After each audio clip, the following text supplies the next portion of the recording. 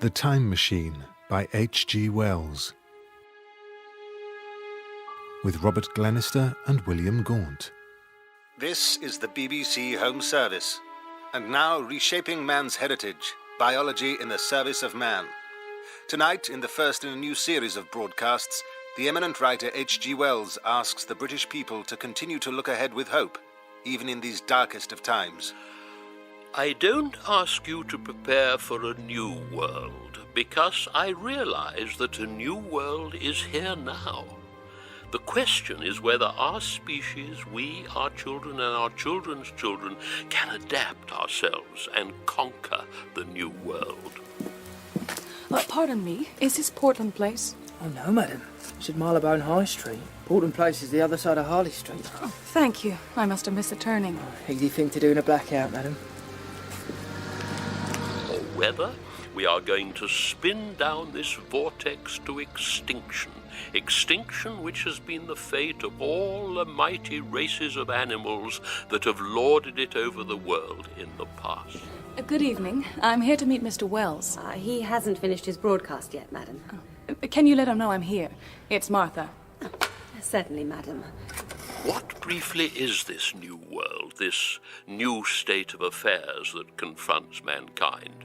There is no choice before mankind. There's someone called Martha waiting for him downstairs, sir. One of his young ladies, eh? Yes, sir. He's nearly finished. There's a cab waiting for him.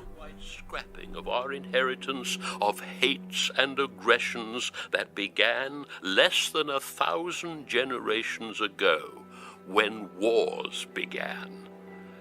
We have to nerve ourselves for that. There is no other way for us. Playing the prophet again, H.G. This war is driving me to despair. But even with one foot in the grave, I still feel I have to kick out at everything. I would expect no less of you. Hello, the terrace, sir. Yes, number 13, please. Now, Martha, we'll have dinner, and then I'm afraid you'll have to come up on the roof with me. I'm fire-watching tonight. It's the middle of winter, H.G. We'll wrap up warm. It's a clear night.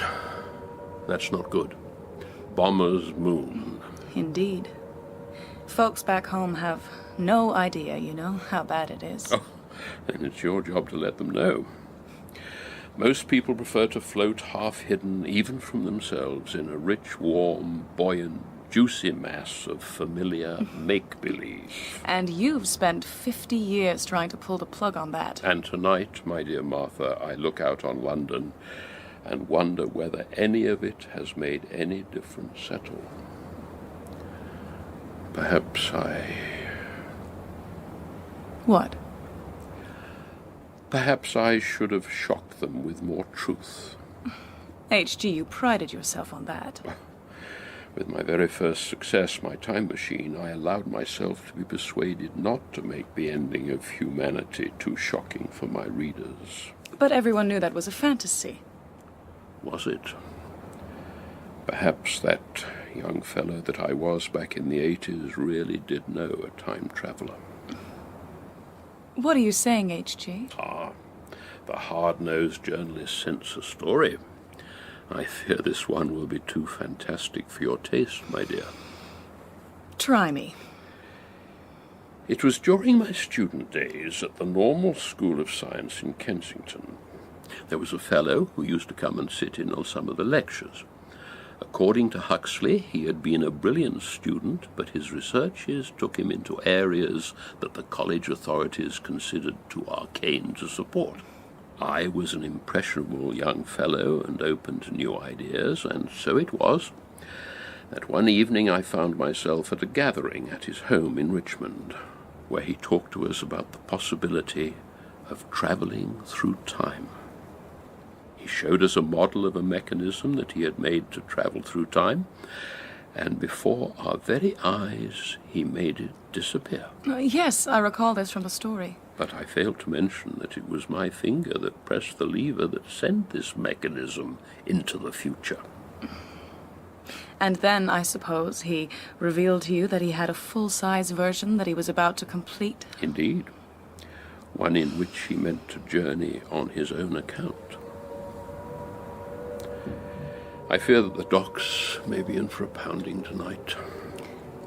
And did you believe him?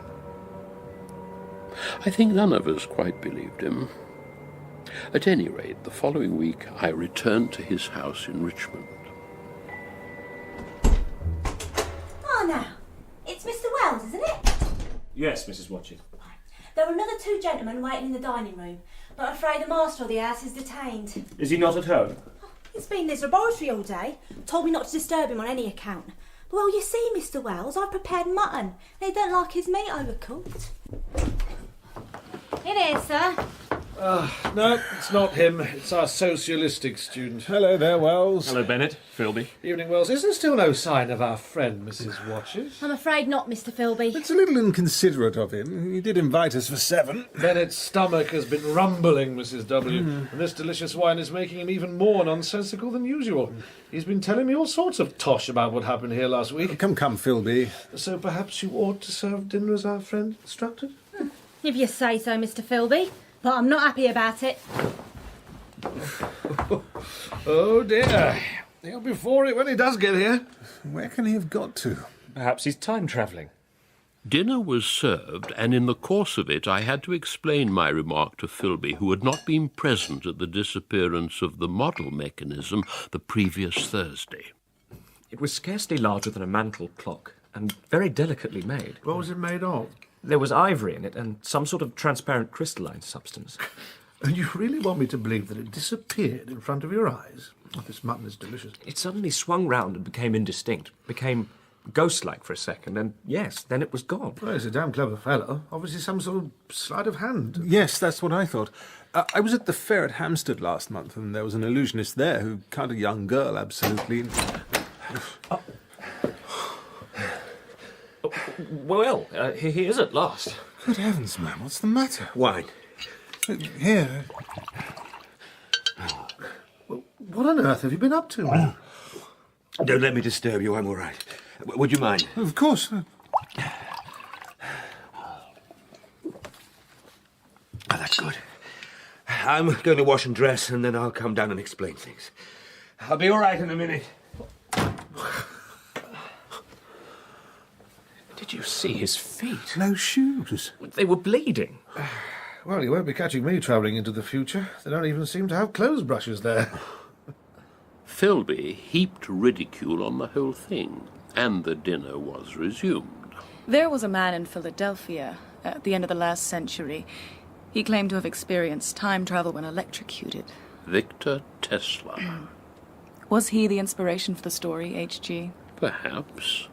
Or perhaps it happened in Richmond to my friend. When the time traveller came back, he was dressed in ordinary evening clothes. I'm sorry to have kept you waiting, gentlemen. Where's my mutton?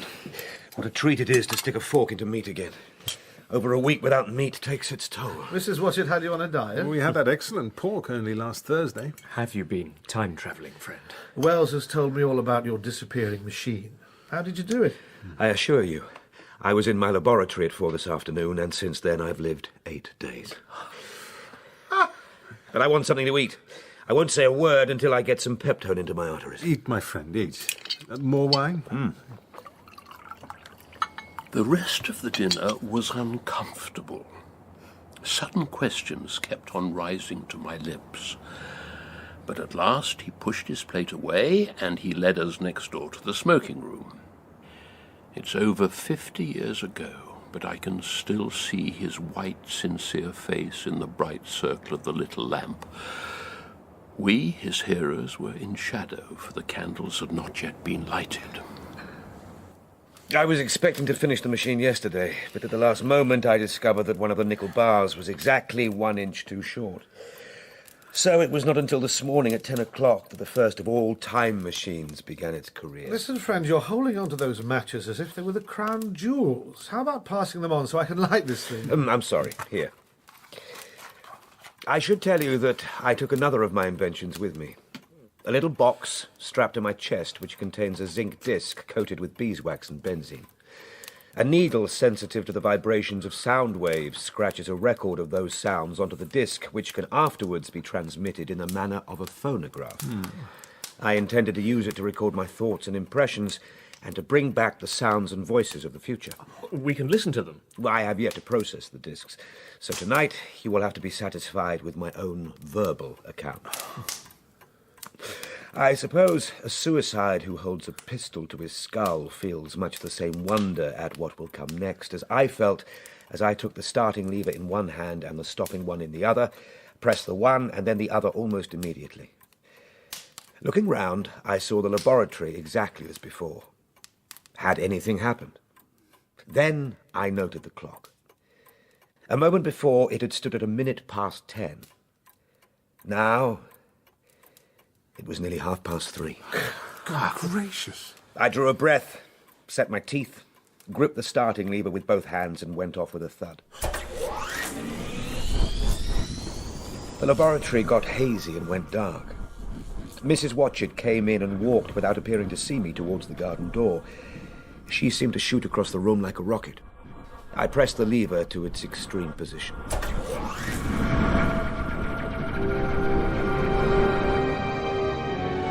Night coming like the turning out of a lamp. Now almost immediately day. Laboratory faint, black. Tomorrow night, now day again. Night and day faster and faster, like the flapping of a black wing. The hands on the dials that register my speed are racing round faster and faster. Laboratory falling away, sun hopping swiftly across the sky. Laboratory destroyed, hurts the eyes. Faster now, hands on the dials a blur. 50,000 years, 60,000 years. Just one continuous grey. Sky, wonderful deep blue. Sun-like streak of fire across it. Moon, a fainter band fluctuating. Landscape, misty, vague. No. Huge buildings rising up, now passing, like dreams. Dials going round faster and faster. Whoa! Great and splendid architecture now, massive. But now, everything green again. So beautiful. No seasons. Main concern. Something else occupying this space at the time I choose to stop. Consequences, matter meets matter. Explosion. I can never stop. Have to carry on forever. Nauseous at swaying of the machine. Have to stop. Stop.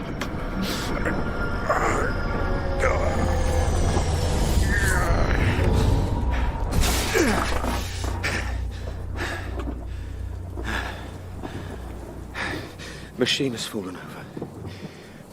We'll record impressions. I'm lying on the ground. Grassy turf, some sort of lawn, perhaps. I hope this device is still recording me. Inclement weather. Fine hospitality to a man who has travelled innumerable years to see you. Rhododendron bushes. I'm getting soaked. Some sort of colossal statue carved in white stone, visible through the hailstones. Storm abating.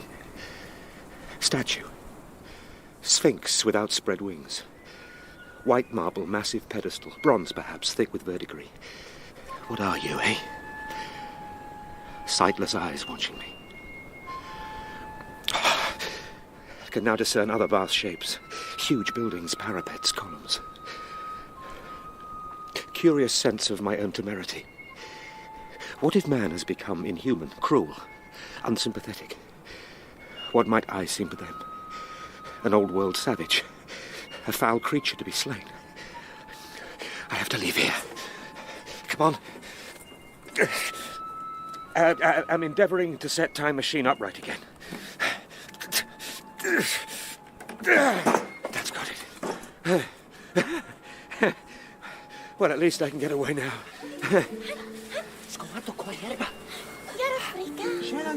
Hello?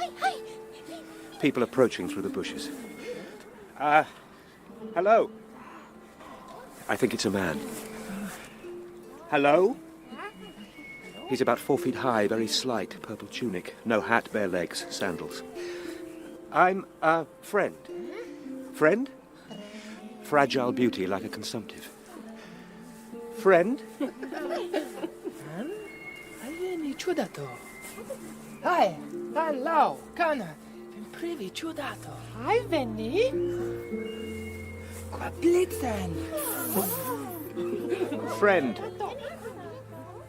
Viltastali. Kana, jag är flicka. One of these fellows is coming towards me now, holding out my hand. Yes, that's right.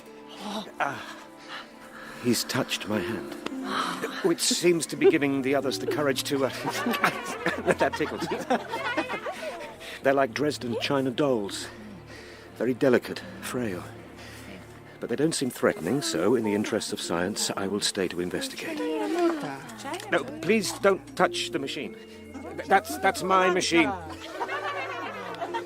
I'm now taking the precaution of unscrewing the starting and stopping levers. I come from the past. Past, time, sun, travels through the sky. Time. Thunder, yes, very good, very realistic. The fellow's pointing to the sun. Seems to be asking me if I have come from the sun in a thunderstorm. Oh dear. I seem to have come all this way through time only to find that man has the intellectual capacity of a 5-year-old child. Yes, thunder. Quinquacello. Murga.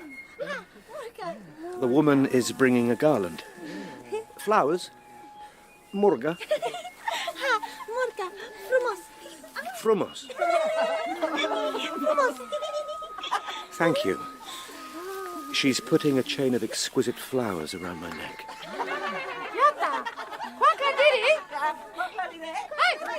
I'm coming. They seem to want to take me into the building. Sitting here with you now in front of this fire, it seems almost a dream. Yeah. Seen through a haze of cigar smoke. They led me through a huge, richly carved arch. I fancied I saw suggestions of old Phoenician decorations. The doorway opened into a great hall, which was strangely dilapidated. The stained glass windows were broken in many places, and the curtains were thick with dust. Oh, you should have taken Mrs. Watchett with you. She wouldn't have tolerated such desultory housekeeping. I was drawn to one of the innumerable tables upon which were heaped fruits, which, with the exception of a kind of hypertrophied raspberry and orange, I was unable to recognize. These people of the future were strict vegetarians, and while I was with them, I had to be frugivorous also. Now, that would have been testing. So, as soon as my appetite was a little checked, I determined to make a resolute attempt to learn the speech of these new men of mine. And this? Frumos. Yes, it's lovely, but what is it? Vilko toste mir. Mir. Frumos. Mir. Ha! No, don't go away. I want to learn. You teach me. This, it's like an orange in my world. Portocola. Ah, portocola. Mergo. No, please don't go. I want to learn. My little hosts seemed so childlike. And a queer thing I discovered about them was their lack of interest. I went out through the portal into the sunlit world again. They would come to me with eager cries of astonishment. But like children, they would soon stop examining me and wander away after some other toy, which allowed me freedom to record my observations into my machine. The scene was lit by the warm glow of the setting sun. The big building I had left was situated on the slope of a broad river valley, but the Thames had shifted perhaps a mile from its present position. Extraordinary. I wanted to get a wider view of the planet of that time, and so I resolved to mount the summit of a crest, perhaps 1.5 miles away. What was it, the hill here at Richmond? A distant descendant of that hill, my friend. If the dials on my machine were to be believed, I had fetched up in the year 802,701. Oh, good Lord. Day 1. Everything is in a state of ruinous splendor. I've just come across a great heap of granite bound together with aluminium, some sort of vast labyrinth of precipitous walls, evidently the derelict remains of some vast structure. Here and there among the greenery, there are other palace-like buildings. I realized then that there were no small houses to be seen. Apparently the single house, and even the household, had vanished. It's communism. And on the heels of that came another thought.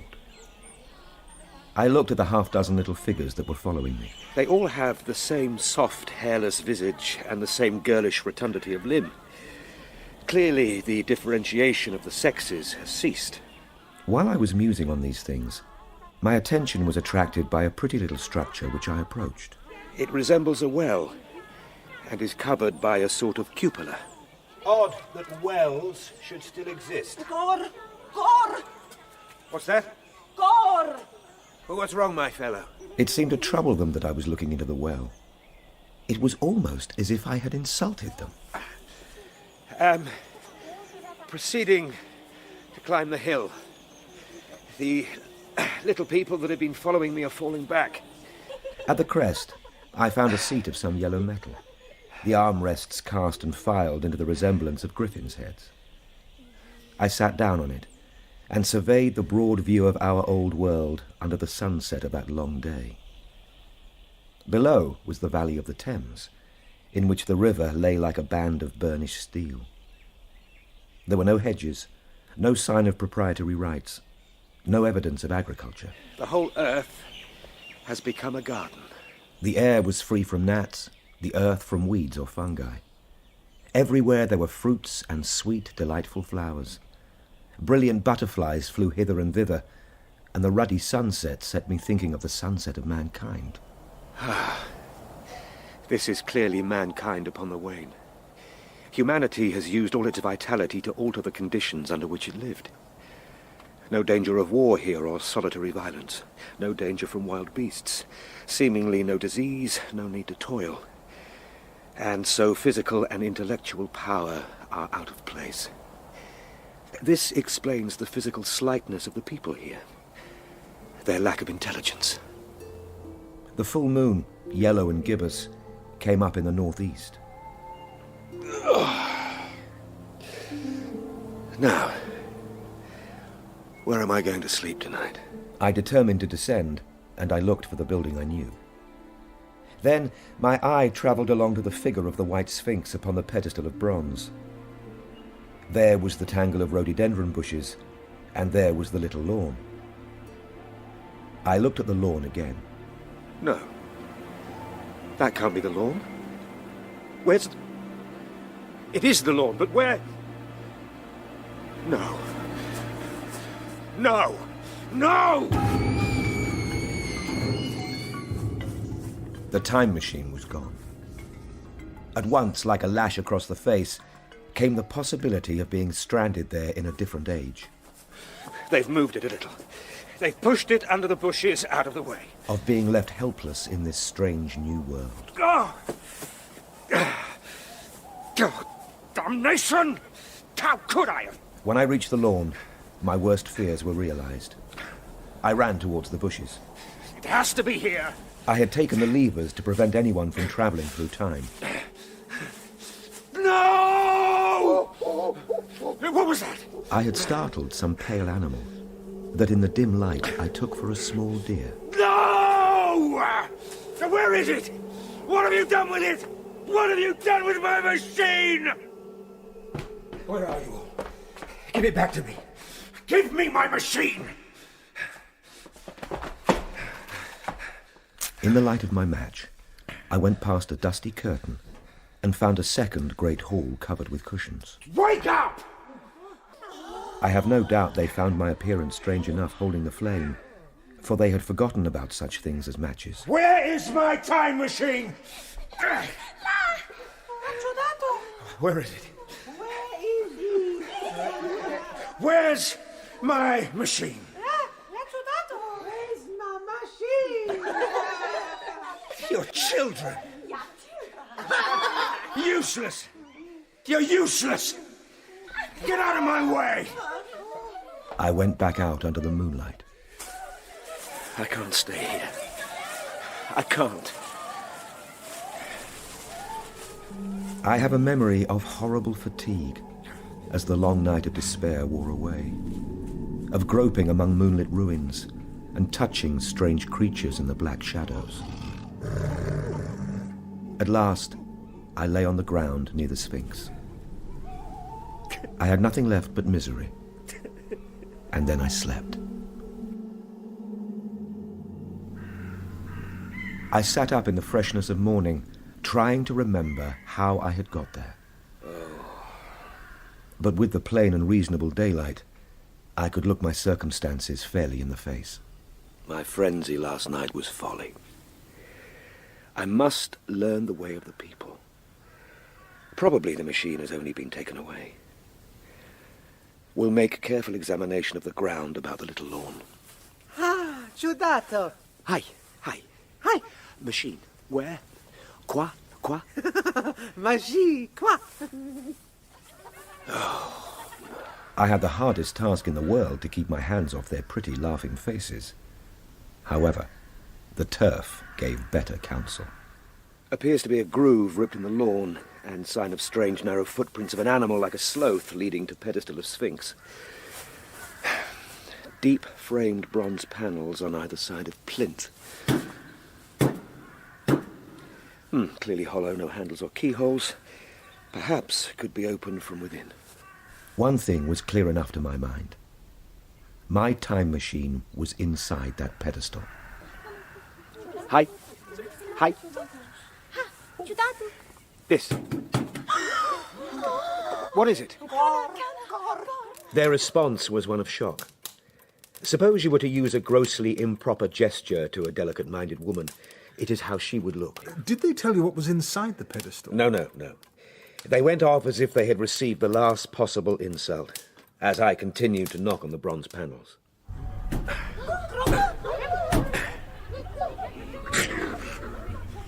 Who's in there? Hi! I got a big stone from the river and hammered, but nothing came of it. The delicate little people stood in crowds on the slopes looking furtively at me. Finally, I gave up. I realized that I would have to adopt a different strategy. If I was to regain my machine, I must face this world, learn their ways, learn the language. And maybe then I could find out who had taken the machine and why. All those years working to come here, and now all this anxiety to get away. What a trap I've made for myself. Day 2. Have to find a way into the pedestal and have decided to be patient. I will learn the language whilst at the same time pursuing my explorations of this world. The little people seem to have got over their shock at my behavior. I began to make what progress I could in the language, which was excessively simple, and started to investigate the function of the circular wells. Rimmed with bronze, protected by cupola from the rain.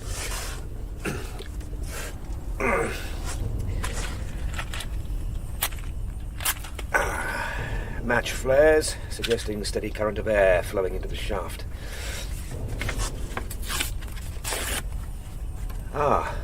Piece of paper sucked down swiftly out of sight. Extensive system of subterranean ventilation, perhaps linked to sanitary apparatus of these people. Most likely. Gentlemen, I am forgetting my role as host. Your glasses are empty. Here. Thank you. I do continue, old fellow. You're spinning a great yarn. Yes, tell us more about these wells. Did you discover their function? Sewage system, no doubt. One thing that puzzled me was that aged and infirm among these people were there none. I could see no signs of crematoria or anything suggestive of tombs. Perhaps they'd eradicated death in your future. Neither could I find machinery or appliances of any kind. Yet these people were clothed in pleasant fabrics that must at times need renewal. There were no shops, no workshops, no sign of importations. They spent all their time in eating, playing, bathing in the river, and making love in a half-playful fashion. Somewhere we'd all like to visit then, hey, Wells? Indeed. On the morning of my third day, I was awakened at about dawn. I had been restless, dreaming most disagreeably that I was drowned, and that sea anemones were feeling over my face with their soft palps.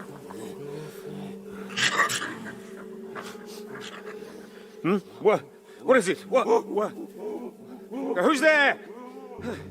It was that dim grey hour when things are just creeping out of the darkness. I got up and went out onto the flagstones in front of the palace. Bushes, inky black. Ground, sombre grey. Sky, colourless. Up the hill.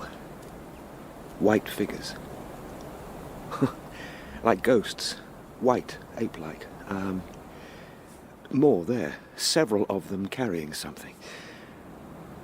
Some sort of body. No. Gone. Trick of the light. It's getting lighter now. No sign of them. Creatures of the half-light, like that animal I saw in the bushes that first night. Later that day, I sat on the banks of the river, watching some of the little people bathing in the shallows. I felt I lacked a clue. Day 3. Something, I know not what, has taken my time machine into the hollow pedestal of the Sphinx. Why?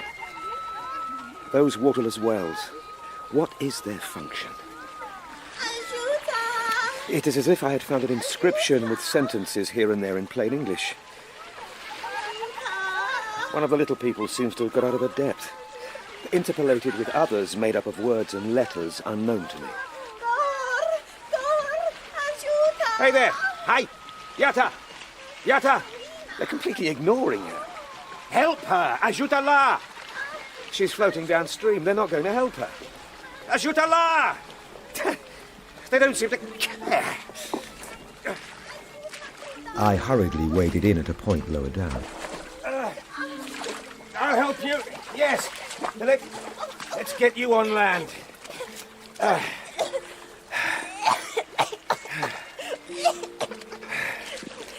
There. Oh, a penny blow.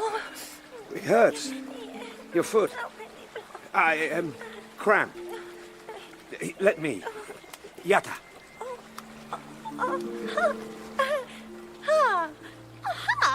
Oh, ciudato bono barbato. I'm a good man, am I? I have to get my clothes. I had got such a low estimate of her kind that I did not expect gratitude from her, and I spent the rest of the morning exploring the surrounding country. However, on my return, I met my little woman. Ciudato! Oh, hello. Bona taga. Bona mi taga. Morga quali? Flowers for me. Morga for me. For me. No, not for you. For me. Ha, for me. Ha. Frumos. Frumos. Malta danka. Ha. Vil busali? Oh. Busa. Kiss. Malta danka. Very possibly I had been feeling desolate. I suppose I was missing human companionship. At any rate, I did my best to display my appreciation of the gift. Marufa wina. Wina. Ha. Lovely name. Frumos. Oh, ciudato barbato frumos. Me? No. Wina Frumos. Wina is beautiful. Beautiful. Yes. Beautiful. Oh, ciudato beautiful. She was exactly like a child, and tried to follow me when I went out exploring again. Ciudato! Stepta! But the problems of the world had to be mastered. I had not come into the future to carry on a miniature flirtation. No, you stay, Wina.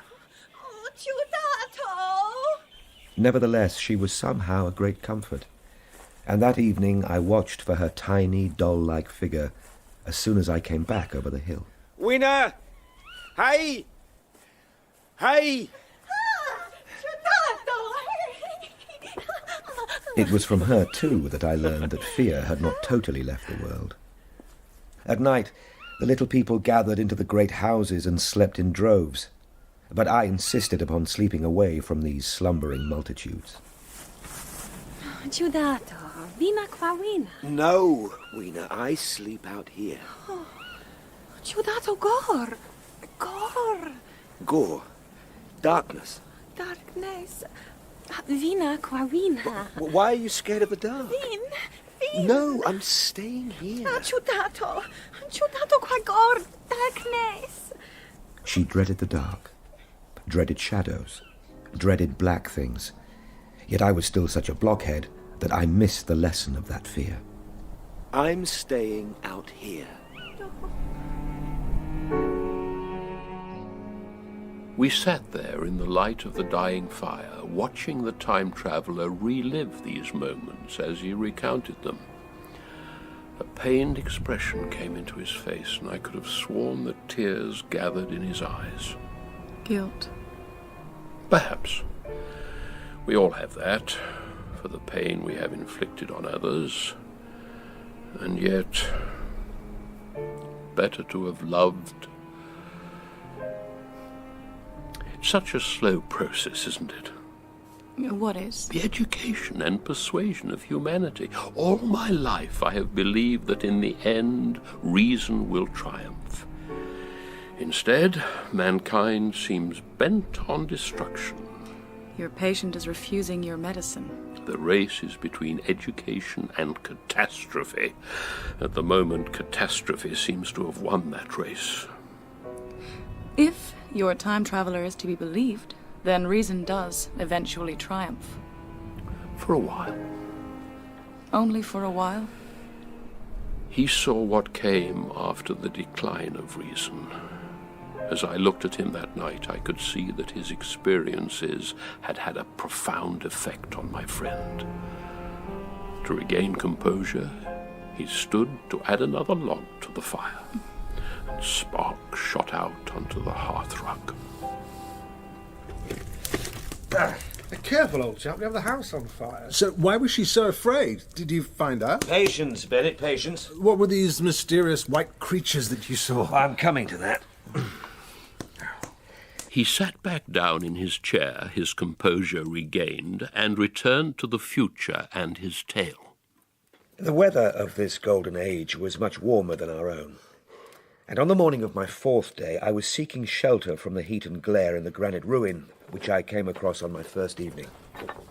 I found a narrow gallery, which seemed at first impenetrably dark to me.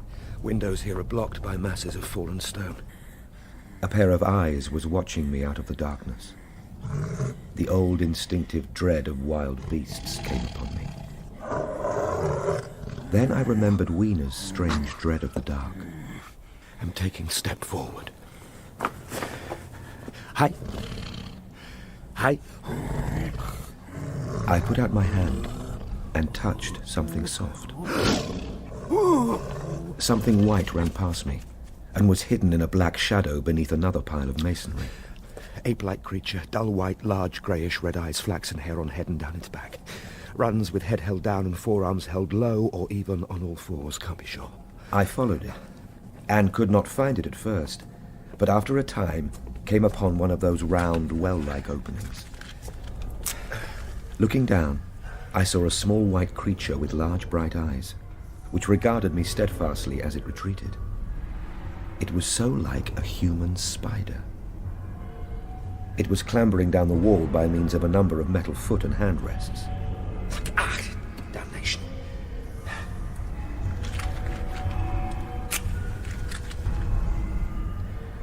It's gone. Disappeared. I do not know how long I sat peering down that well. Oh, Kana! Aici era Gore! Ciudato! Hi! Gore! I know it's dark down there. What is the creature that lives down there? Gore!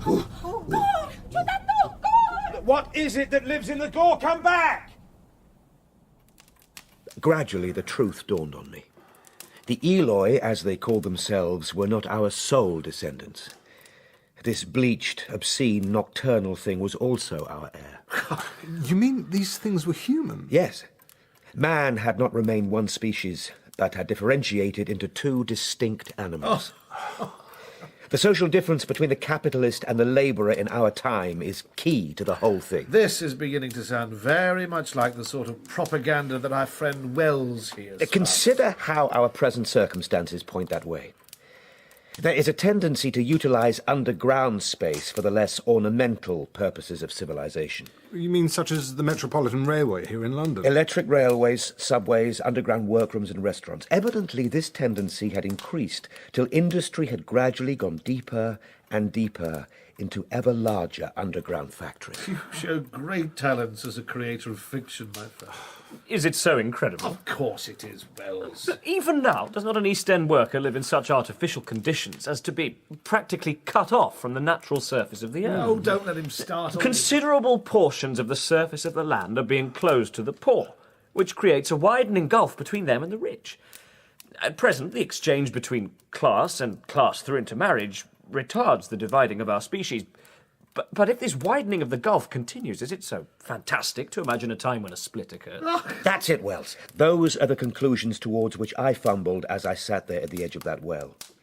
In the end, above ground must exist the one species pursuing pleasure and comfort and beauty. The haves, and below ground the have-nots. The workers getting continually adapted to the conditions of their labour. The future world you're painting for us seems merely to be confirming for Wells all his prejudices. It is the most plausible explanation.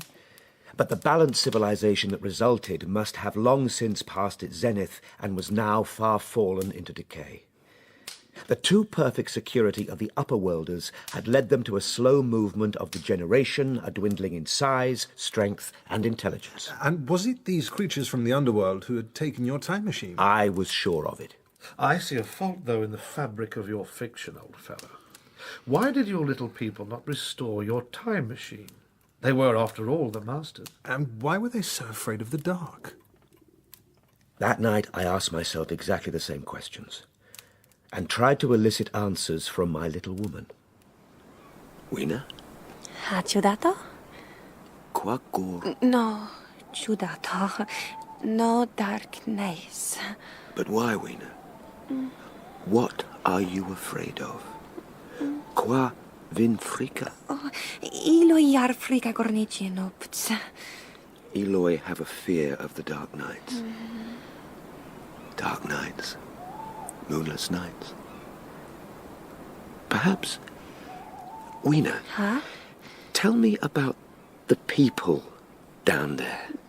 Tell me about them. Morlocki. Morlocks. Are they the creatures down there? Morlocki quagor? Morlocki quacor. No, it's all right. It's all right. I'm here. I'll protect you. Here, Yata. That's a match. Sarufa match. Match. Frumosica match. No, don't touch it. It's hot. Hot? Oh,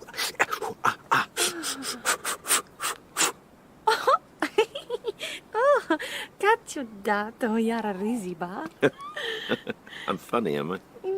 Yoi risiba. Match formosa. Yareka orba. Yes. The flame is like the sun. Galben orbayar.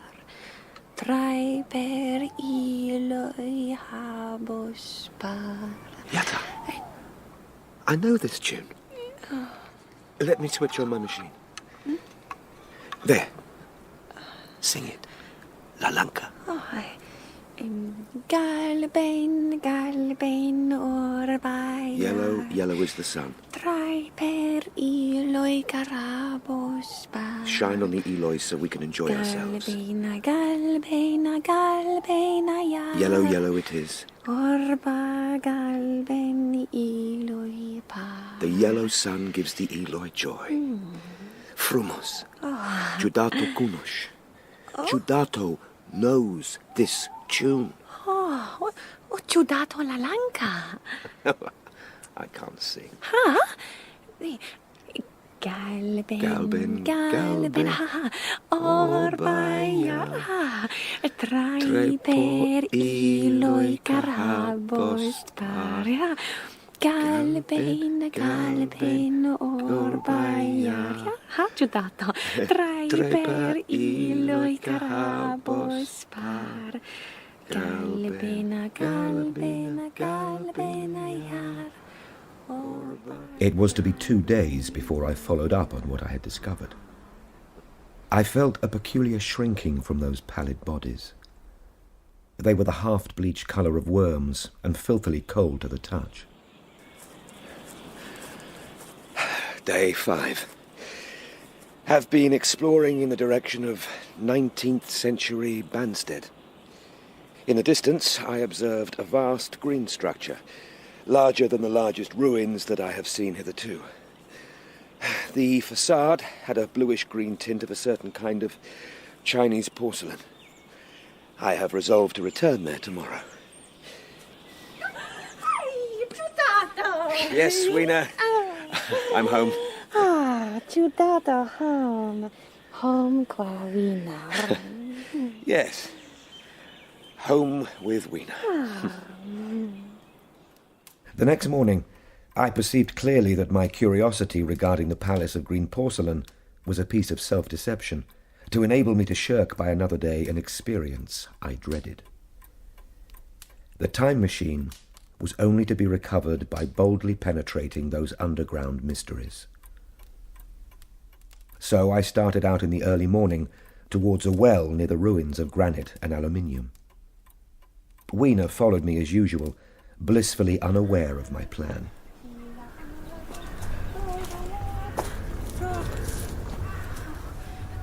It's all right, I'll be back. Day 6. I'm standing by one of the wells and I'm about to climb down. Namaka ciudato? Match is ready just in case. Here I go. Goodbye, Weena. Namaka, yare frika qua sutrano. Cana ciudato. Corna morloki yare qua sutrana. No, Weena. I have to go down. Ha ciudato yare friccia. Hai cana ver qua sutrano vador. Cana ciudato.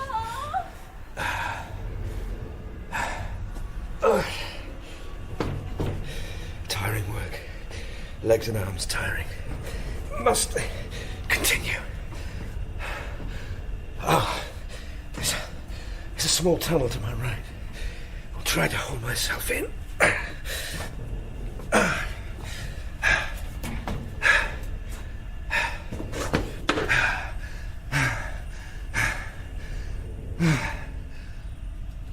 Arms aching. Exhausted.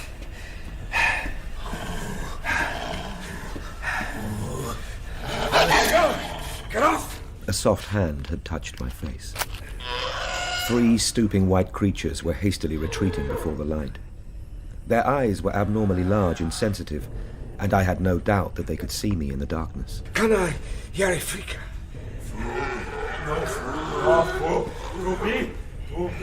Their language was apparently different from that of the upper world people. Hi! I'm going to proceed, even though all my instincts are urging me to get out of this place. Feeling my way along the tunnel. Presently, I came to a large open space.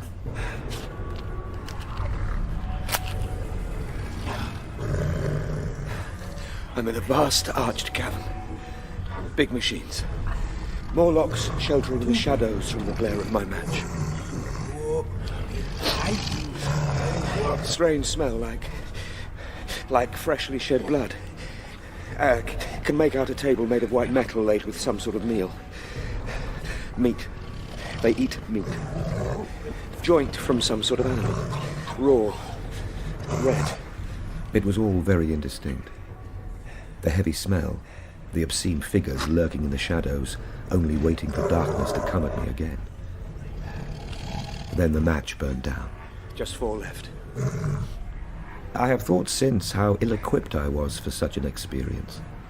No arms, no medicines, no tobacco, not even enough matches. I had wasted almost half the box in astonishing the upper-worlders. No! Leave me! Leave me!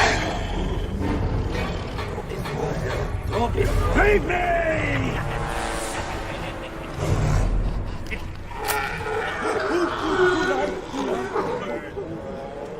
Eking out the flame with a scrap of paper in my pocket. Retreating to the tunnel. Oh. Light blown out. No, get off me! Leave me! Hands clutching me, trying to hold me back. I must get out. Matches! Matches! Get off! They looked so inhuman. Pale, chinless faces and great, lidless, pinkish-grey eyes. I had to get out. I found tunnel.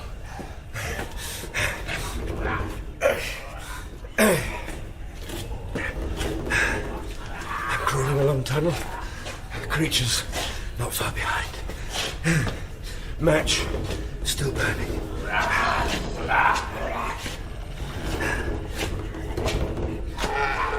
Oh, match gone out.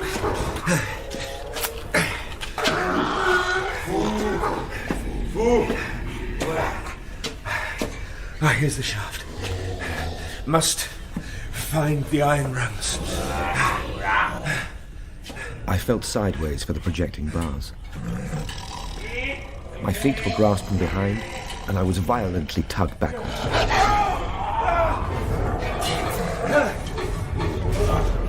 Match gone out. The last one. I found a bar. Putting myself in the shaft. You're down there, watching. There's one following, little wretch. Nearly had my boot. Her head swimming. Mustn't fall. Just a few more yards. Feeling faint.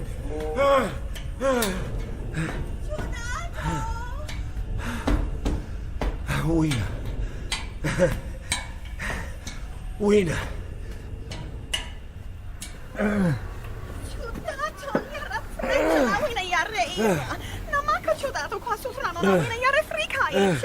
It's all right. I'm home.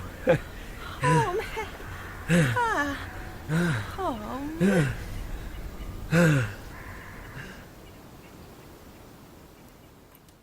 My hope of escape was staggered by these new discoveries. There was something inhuman and malign about the Morlocks. Instinctively, I loathed them. Come. What is it, Mrs. Watchett? I was wondering if you were going to be long, sir. You carry on, Mrs. Watchett. I'll see my guests out. That doesn't seem right, sir. I'm perfectly capable of doing it. Good night, then, gentlemen. Good night, Mrs. Watchett. I felt like a beast in a trap, whose enemy would come upon him soon. And that enemy was these Morlocks. The enemy was the darkness of the new moon. The moon was on the wane. Each night there was a longer interval of darkness. Now I understood what Weena had meant by the dark nights. I wondered what foul villainy the Morlocks might do under the new moon. But why would the Eloi fear them if they were the master race? They might once have been the favoured aristocracy, and the Morlocks their mechanical servants. But that time had long passed away. Ages ago, man had thrust his brother man out of the ease and the sunshine. And now that brother was coming back. Exactly, Wells. The Morlocks continue to maintain the Eloi in their habitual needs, and I inferred that they made their clothes. Why would they do that? Out of habit, perhaps. Perhaps. But I was struck by the fact that the Eloi had begun to learn one old lesson anew. They were becoming reacquainted with fear. Suddenly there came into my head the memory of the meat I had seen in the underworld. It seemed odd how it floated into my mind. What are you saying, old fellow? I shuddered with horror to think how these Morlocks must have already examined me as I slept. It will give us nightmares, old man. I determined to make myself a weapon of some sort, and to find a fastness where I might sleep. Day 6. I've wandered along the valley of the Thames all afternoon, but have found nothing that commends itself to my mind as inaccessible. The Morlocks are dexterous climbers. I've decided to strike out for the Palace of Green Porcelain with its tall pinnacles and polished walls. Come, Weena. I'll carry you on my shoulders.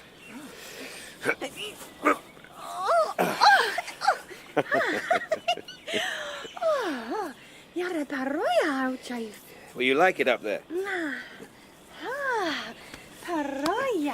Now, careful, my sweet. Don't kick. You'll damage my recording machine.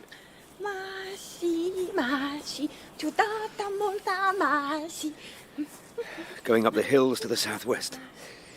The heel of one of my shoes is loose, and a nail is working its way through the sole, which is making me lame.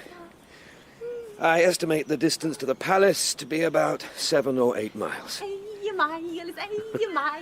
That's right, 8 miles. After a time, Weena desired me to let her down and ran along by the side of me, occasionally darting off to pick flowers to stick in my pockets.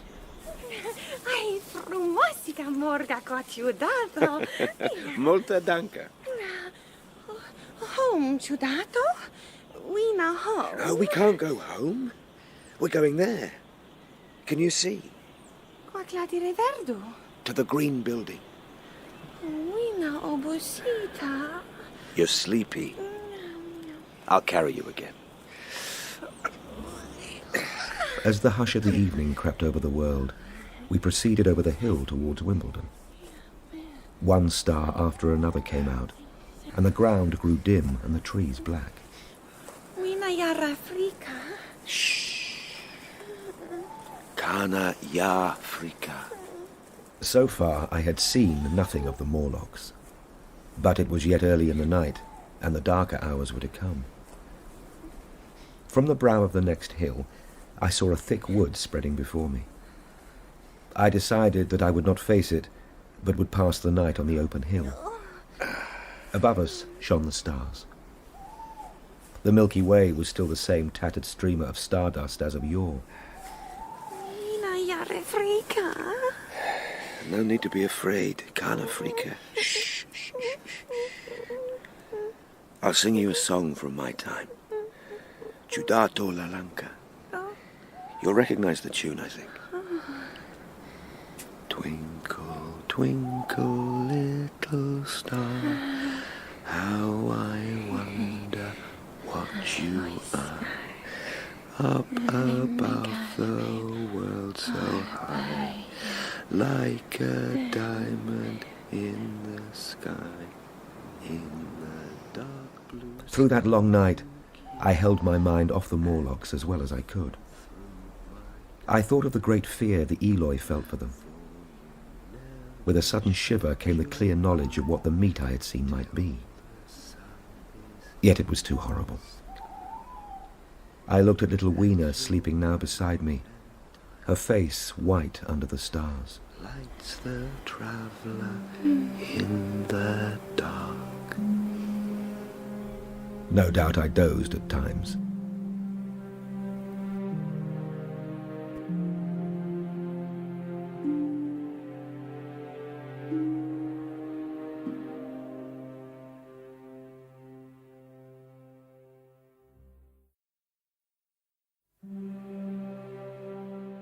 Dawn came at last, and no Morlocks had approached us. I stood up. Ow! My foot was swollen at the ankle and painful under the heel. So I sat down again, took off my shoes, and flung them away. Day 7. Unable to escape the realization that came to me last night about the meat that I saw. Clearly, at some time in the long ago, the Morlocks' food ran short. The Eloi are fatted cattle which the Morlocks preserve and prey upon. Ciudadato. Buona Morgana. Ah, Wiener. Buona Morgana. Fuama, Ciudadato. Fuama. Yes, let's find some breakfast.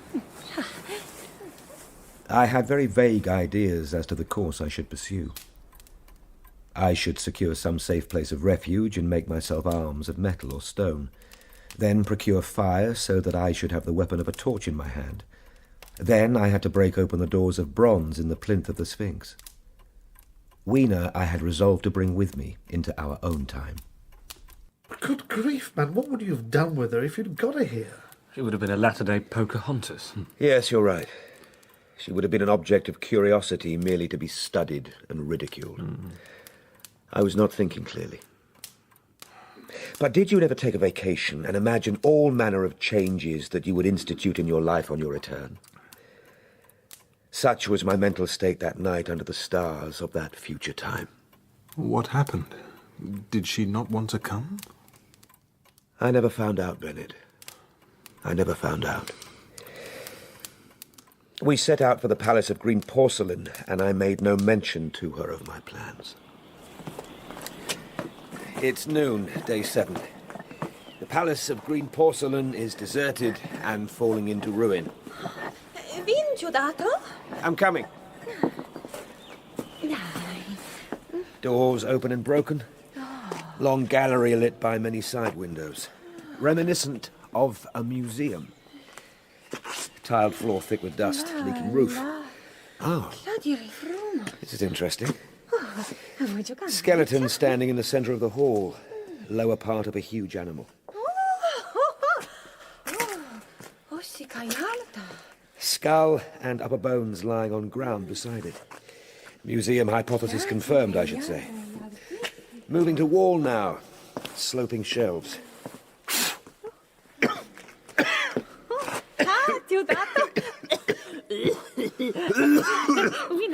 Yes. Not shelves, display cases. Airtight by the look of it. Fossils inside well preserved. Some sort of latter-day South Kensington. Some of the cases have been removed. By our underground friends, I should say. Very silent. Museum. Falanka. You say it. Museum. Museum. I went down a very ruinous aisle, parallel to the first hall I had entered. Apparently this section was devoted to natural history. But everything has long passed out of recognition. Shriveled vestiges of stuffed animals. Then we came to a gallery of colossal proportions, but singularly ill-lit. The floor ran down at a slight angle from the end in which I had entered, and white globes hung from the ceiling, which suggested that originally the place had been artificially lit. Machines. This is more like it. Greatly corroded, but some still fairly complete. There's one down here. It's a bit dark, but it seems to have been some sort of lifting device. Oh, Weena, you scared me. Go, Ciudadato, go. It is indeed dark here. Hadn't noticed how steeply the floor slopes so that the gallery is partially underground. There is only a narrow line of daylight at the top of the windows, as in a basement. Corna morlocchi, Ciudadato. Canafrica, come, Weena. I still had no weapon, no refuge, and no means of making a fire. Step. From one of the machines, there projected a lever, not unlike those in a signal box. Weena. Canafrica. There. That should be sufficient for any Morlock skull we might encounter. Hey! You want to feel this on your heads? Come, Weena. Going out of that gallery, we ascended a broad staircase. We came to what may have once been a gallery of technical chemistry. I went eagerly to every unbroken case.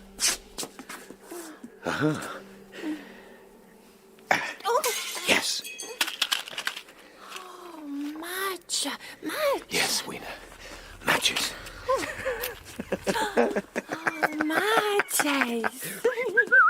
Let's dance, Weena. Ciudato palanque. I'm dancing, palanque. For this box of matches to have escaped the wear of time was most strange. As for me, it was a most fortunate thing. Yet, oddly enough, I found a far unlikelier substance. It was in a sealed jar, and I fancied at first it was paraffin wax. Camphor. I was about to throw it away. But then I remembered that it was inflammable and burnt with a good bright flame. I'll keep it in my pocket. It will make an excellent candle. I went through gallery after gallery, dusty, silent, often ruinous. As evening drew on, my interest waned. We came to a little open court with 3 fruit trees. Arbole ciudato? Arbole. Trees. Trees. Portocala, aia. Frumos. Frumosi da portocala, After feasting, I saw that night was creeping up on us, and my inaccessible hiding place had yet to be found. Sunset, day 7. It seems to me that the best thing we can do is pass the night in the open, protected by a fire. I have my matches, and I have the camphor in my pocket, and I have my bar of iron. I am determined to return to the Sphinx early tomorrow and tackle those bronze doors with it. We emerged from the palace. My plan was to go as far as possible that night, and I purposed pushing through the woods. As we went, I gathered any sticks or dried grass I saw, and presently had my arms full. Thus loaded, our progress was slower than I had anticipated. We're tired. We have reached the wood and are looking into the darkness before us. I know it's dark, but we have to carry on. Mergum, come on. Cana, wina yar frika. Mergum. Oh, now what is it? Morloki. Morlocks. Morloki gor. There are 3 of them crouching in the bushes behind us. There's no need to be afraid. Canafrika. I have matches. Matches? The forest can only be rather less than a mile across. If we can get across it to the bare hillside, then I believe we will be safe. With the matches and camphor, I will contrive to keep our path illuminated. Although, if I am to have my hands free to flourish the light, I will have to abandon the firewood I have gathered. As I put it down, it came into my head to use it to amaze our friends behind. Match. Yes, match. And with the match, we light our firewood, so... Oh, frumos. No, Weena, keep back. Kana, hot. Hot? Ha, hot. Come, Mergum. Ka orba. Yes, it's like the sun. Now, come on. Mergum. Oh, Kana. Ha. Kana.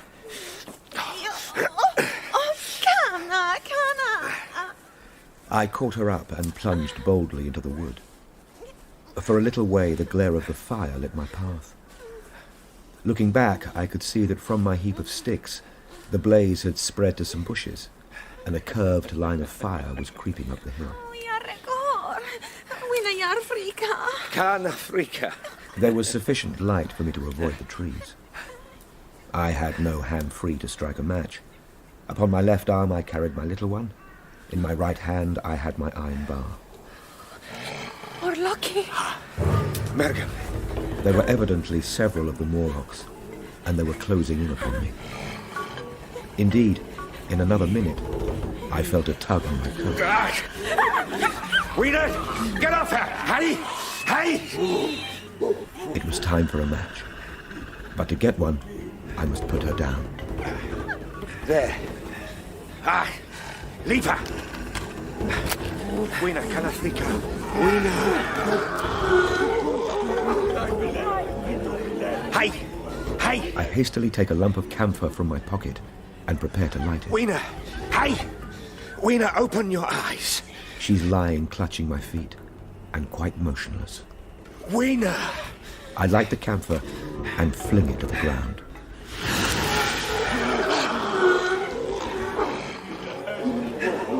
Come on, Merrigan. Now, I'm here. Come on. Now, which way? In manoeuvring with my matches and Weena, I had turned myself several times, and now I had not the faintest idea in what direction lay my path. I determined to build a fire and encamp where we were. As my first lump of camphor waned, I put Weena upon a turfy bowl and began collecting sticks and leaves. The camphor flickered and went out. Hey! Hey! Two white forms that had been approaching Weena dashed hastily away. One was so blinded by the light that he came straight for me. I felt his bones grind under the blow of my fist.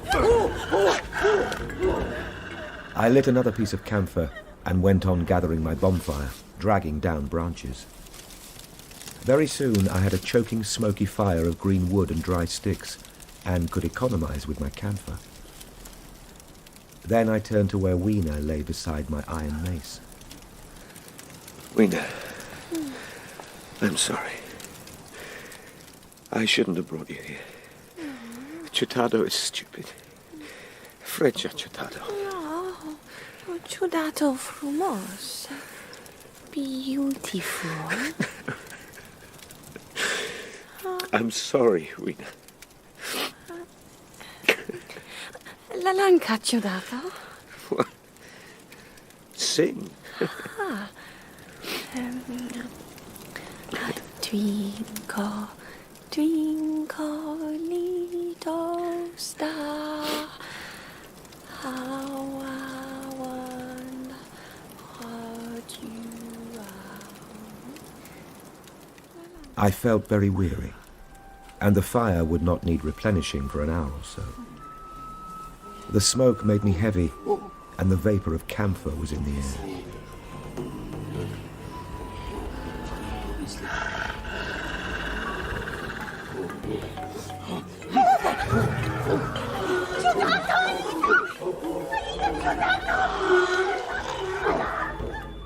I seemed to just nod and open my eyes.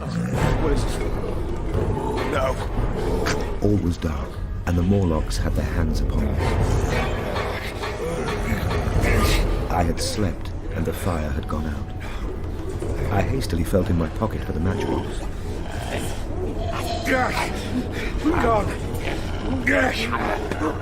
They've taken my matches. They're all over me. I'm caught by the neck, by the hair, pulling me down. Little teeth nipping at me. I roll over, and as I do, my hand comes against my iron lever. I struggle up, shaking the human rats from me, thrusting where I judge their faces might be. I stand with my back to a tree, swinging the iron bar before me. Weena and I are lost. Death is upon me, but I am determined to make the Morlocks pay for their meat.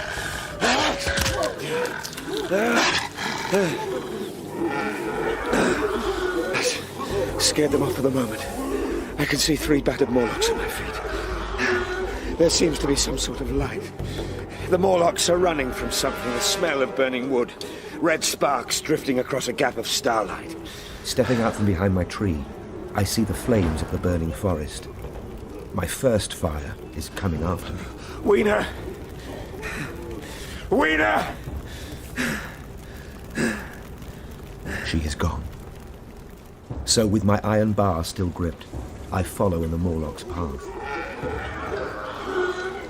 At last I emerge upon a small open space. A Morlock blunders past me and goes on straight into the fire. The whole space is as bright as day. In the center is a hillock. Some 30 or 40 Morlocks are gathered on a hillside fenced in by flames, dazzled by light and heat, blundering hither and thither. They keep running towards me. They don't seem to see me at all. With this realization, I struck out at them no more. Weena! Weena! She was gone. At last I sat down on the summit of the hillock and watched this strange, incredible company. Blind things, groping to and fro. The glare of the fire beats on them. Smoke trailing across the sky, and through it shine two stars as though they belong to another universe. Weena.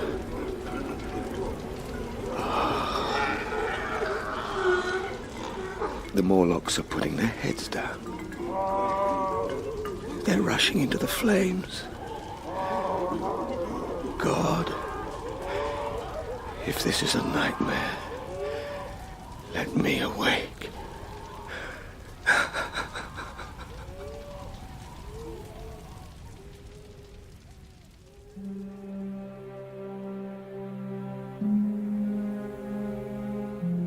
At last came the white light of day. There was no trace of her. Weena. It was plain that they had left her poor little body in the forest. She had escaped the awful fate to which she seemed destined. Day 8. Have tied some grass about my feet. Can now make out the palace of green porcelain, so have got my bearings for the White Sphinx. Am limping across smoking ashes towards the hiding place of my time machine. I felt immense wretchedness for the horrible death of little Weena. Now, in this familiar room, it is like the sorrow of a dream. But that morning it left me absolutely lonely again. Terribly alone. I began to think of this house of mine, of this fireside, of you, my friends, and with such thoughts came a longing that was pain. Top up the fellow's glass. Poor Weena. Look what I found when I changed my jacket. Here. What sort of flowers are they? Flowers from the future, apparently. Not unlike very large white mallows. It's all that I have of her. Morga, is that right? Indeed, yes. Frumosica morga. But did you get your time machine back? Clearly he did. Well, yes, but how? About 8 or 9 in the morning, I walked up to the same seat of yellow metal from which I had viewed the world upon the evening of my arrival.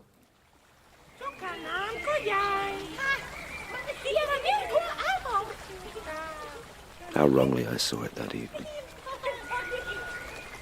It's the same beautiful scene, the same abundant foliage, the same splendid palaces and magnificent ruins, the same silver river running between its fertile banks, the same beautiful people in their pretty clothes. They are bathing in exactly the place where I saved Weena. And like blots upon the landscape rise the cupolas above the wells that lead to the underworld. I understood now what all the beauty of the upper world people concealed.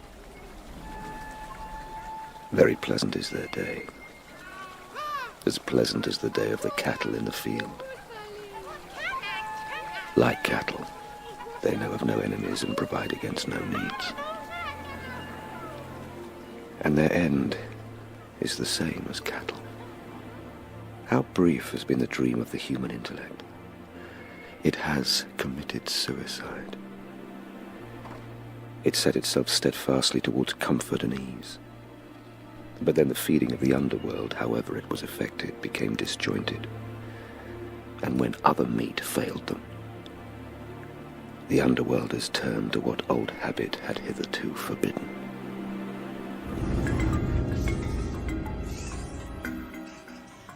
After the fatigues, excitements, and terrors of the past days, this seat and the tranquil view and the warm sunlight were very pleasant, in spite of my grief. Spreading myself out upon the turf, I had a long and refreshing sleep. I awoke a little before sunsetting. Feeling in my pockets, I found some loose matches. The box must have leaked before it was lost. Stretching myself, I came on down the hill towards the White Sphinx, my crowbar in one hand and the other hand in my pocket playing with my matches. Good gracious. The bronze doors are open. The bronze panels seem to have slid down into grooves.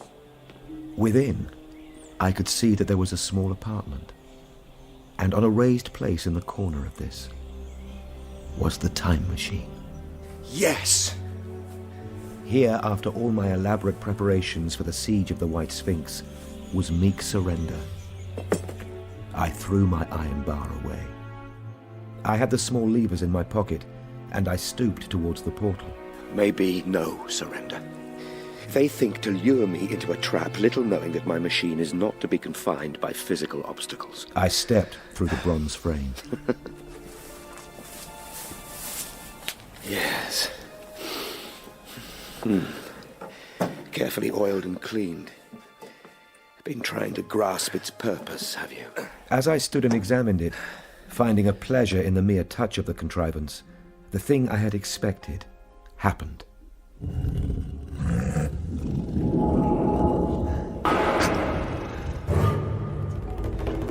The bronze panels slid out of the ground, and darkness descended. I had only to fix on the levers and then depart like a ghost. Very calmly, I tried to strike the match. I had overlooked one little thing. The matches were of that abominable kind that light only on the box. Damnation! Get off! I made a sweeping blow in the dark at them with the levers and began to scramble onto the saddle of the machine. They grasped persistently for the levers, and I fought against them as I felt for the studs over which they fitted. No! One, they almost got away from me. As it slipped from my hand, I had to butt in the dark with my head to recover it. It was a nearer thing than the fight in the forest, but at last the lever was fixed and pulled over. Now!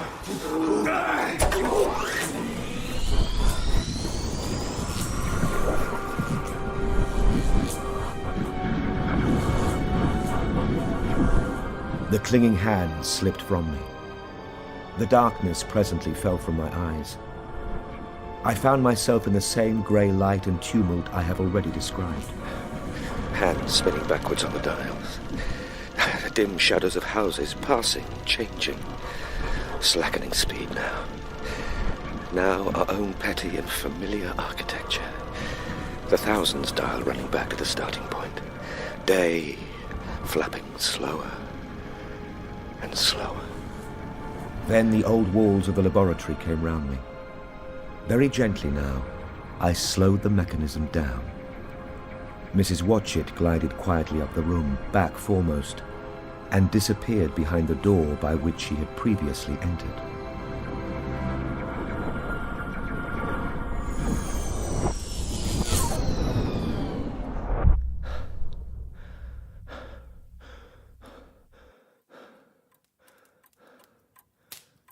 Just before that, I seemed to see you, Wells. Me? Just for a moment. Around me was my old workshop, exactly as it had been, and yet not exactly. The thing had started from the southeast corner of the laboratory. It had come to rest again in the northwest, the exact distance from my little lawn to the pedestal of the White Sphinx. Oh, gracious. Presently, I got up and came through the passage here, limping because my heel was still painful. I heard your voices and the clatter of plates. Then I sniffed good wholesome meat. I'd have thought you might have become a permanent vegetarian after your experience. I cannot expect you to believe it. Take it as a lie or a prophecy. Where are the matches? Here. To tell you the truth, I hardly believe it myself. And yet... These flowers, old boy, I'd like to find the genus. May I have them? Certainly not. Where did you really get them? They were put into my pocket by Wiener when I travelled into time. Or was it all a dream? I'm damned if it isn't all going. He caught up the lamp swiftly and carried it, flaring red, through the door into the corridor. We followed him. There, in the flickering light of the lamp, was the machine, sure enough. I put out my hand and felt the rail of it. It's all right now. The story I told you was true. I'm sorry to have brought you out here in the cold. I'm hanged if it isn't 1:45. Where's my coat? You know, I think you're suffering from overwork, old man. Yes, I am. You coming, Wells? Yes. Plenty of cabs at the station. Overwork. Yes, that's it. Good night, old fellow. Good night. What a gaudy lie. Perhaps.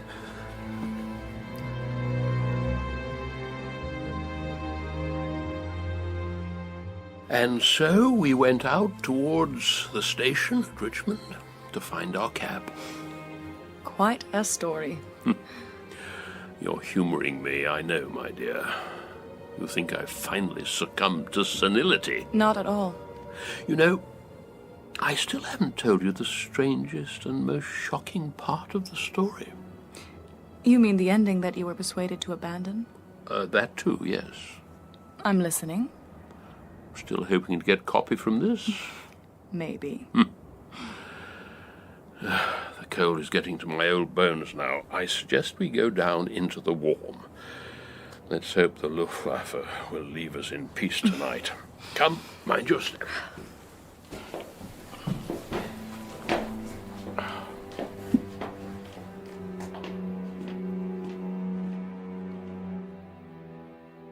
Can I get you a nightcap? A small scotch?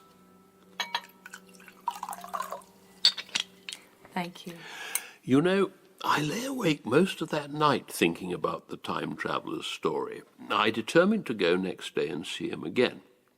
He was on his way to his laboratory, but took me into the smoking room.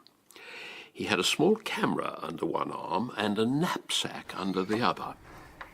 I was wondering... Yes? If I could hear some of the recordings from the future. Oh, big disappointment, Wells. My recording machine failed to work. I got the ratio of benzene and beeswax on the discs wrong. Ah, I see. But I think I've managed to correct that problem. Now, I need to get on. I'm frightfully busy. Did you really travel through time? If you stop to lunch, I'll prove it. Specimens and all. It will only take half an hour. I consented to wait, and he went down the corridor. I heard the door of the laboratory slam. I seated myself in a chair and took up a daily paper. What was he going to do before lunchtime? After a while, I was reminded by an advertisement that I had promised to meet my publisher for lunch. I got up and went down the corridor and took hold of the handle.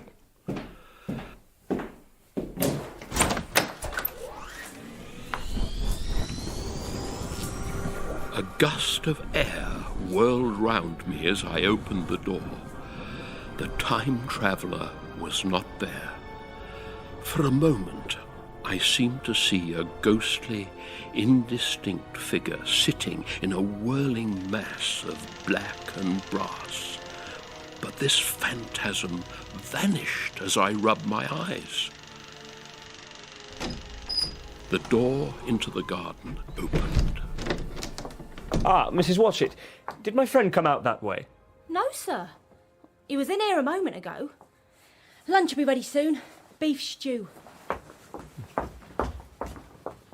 At the risk of disappointing my publisher, I stayed on for half an hour, an hour. The stew's going cold. All right. It's not all right. It's not all right at all. I was about to give up my vigil when I felt a slight breath of wind and something glowed on the desk in front of the window. I recognized the outline of the little prototype machine that our friend had shown us just over a week before, the one that my finger had sent on its travels. It gradually became more distinct, glimmering brass and ivory, and then materialized fully. H.G., this wasn't in your original tale. No, well, you see, I would have had to provide the proof that my story was true if I had written that down. Proof? Yes. What the hell is that? Tied to the saddle of the prototype was a disc wrapped in a note. On this paper, he had written instructions for the processing of the disc and the whereabouts of the machine on which it could be played. This primitive phonograph, which I found in the cupboard indicated by the note. I spent some time processing the disc, and later that afternoon I was ready to let it play. And you want me to believe that this disc is going to bring back the sounds of the future? Wouldn't you like to know what the future holds, Martha? Especially now, when our race seems on the brink of self-destruction. I'm not sure. Listen.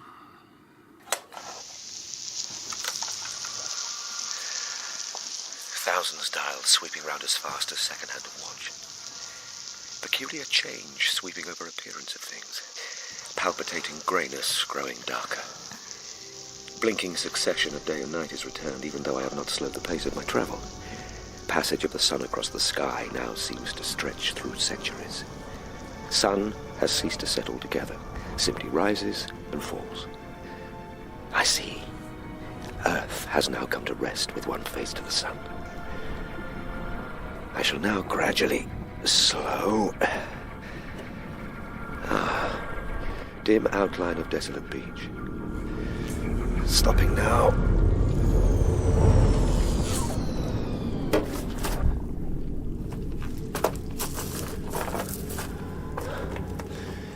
Reddish rocks and green vegetation like moss or lichen.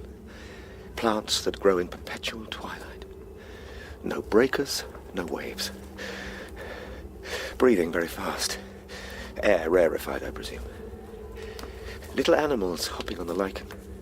Seem to be some sort of herbivores. Descendants of our rabbits, perhaps.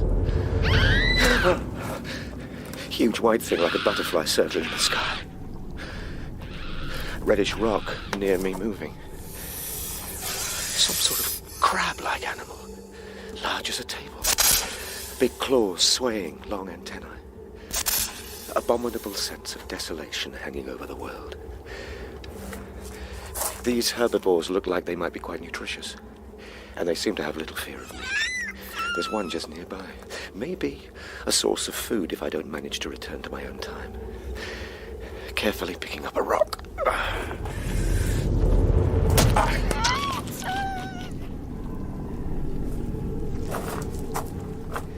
Just getting closer to examine the... My God. It's not a rabbit. It's humanoid. A tiny little human. Can this be? Is this the descendant of the Eloi? Something tickling my cheek. And another on my neck, thread-like thing. Another monster crab standing just behind me. Claws descending on me. Must get up. Returning to my machine.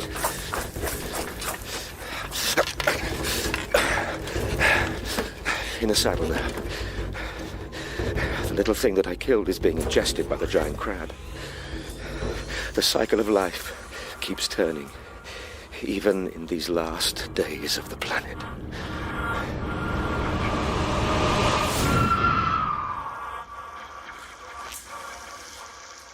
He seems to have stopped recording at this point. Must have turned the thing off. Starts again in a moment. No wonder your publisher wasn't keen on that. Humankind ending up as fodder for giant crabs.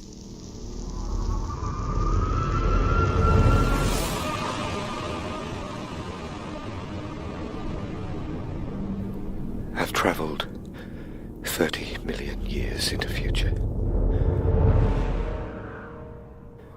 Crawling crabs disappeared. Beach now lifeless, bitter cold. Rare white flakes eddying down. Nothing moving in earth or sky or sea. Just green slime. and silence. All sounds of man, the bleating of sheep, cries of birds, hum of insects, all gone. Black object crawling out of the sea. No, my imagination. Darkness falling. Some sort of eclipse. Yes. Black object the size of football moving up the beach. Must leave here. Must find Weena. Must...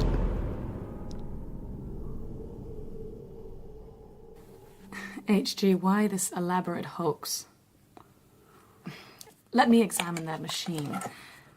How did this prototype you talk about return with a recording? I can only assume that in some part of the distant future our time traveller came across a piece of his own past in the shape of his prototype.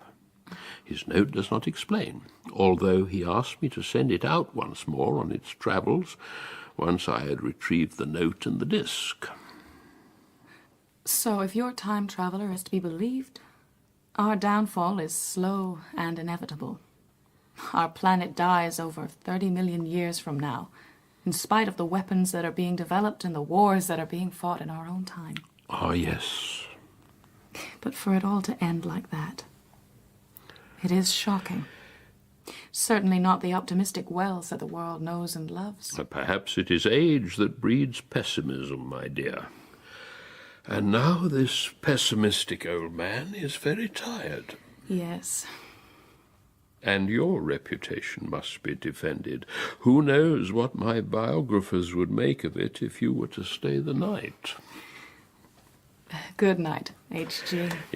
Yes, of course. I'll see you out. If I were to give you the recording from the future, what would you do with it? You mean if it were indeed a message from the future? Would you broadcast it on the Home Service and tell mankind what awaits him? Would you give it to me? I would rather our species ended its story in dignity, kindliness and generosity, and not like drunken cowards in a daze or poisoned rats in a sack.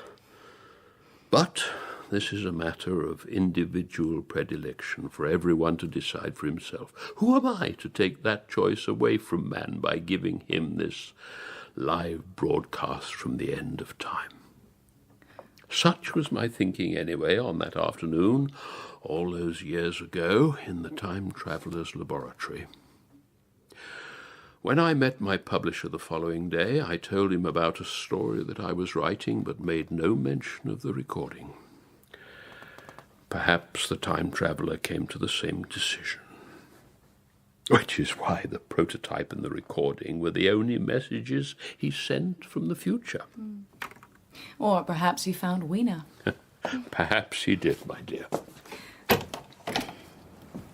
So many stars. One advantage of the blackouts, we get to see the stars. Do not believe what I say at the last. Believe what I wrote when I was in my prime and hopeful. I do not see why life should be judged by its last trailing thread of vitality. Good night, HG. Good night.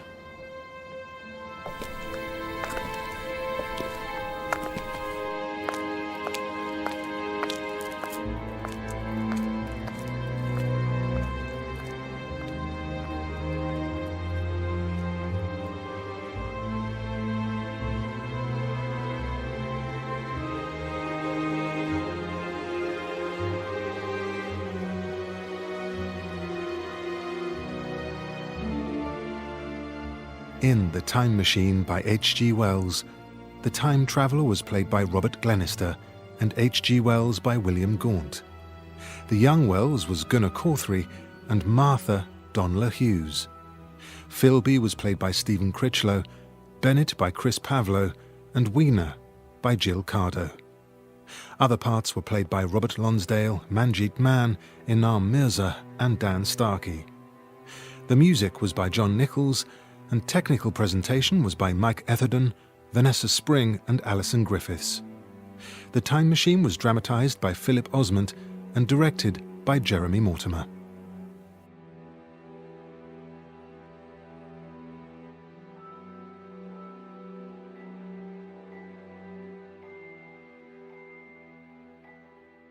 The Time Machine is published by BBC Audiobooks.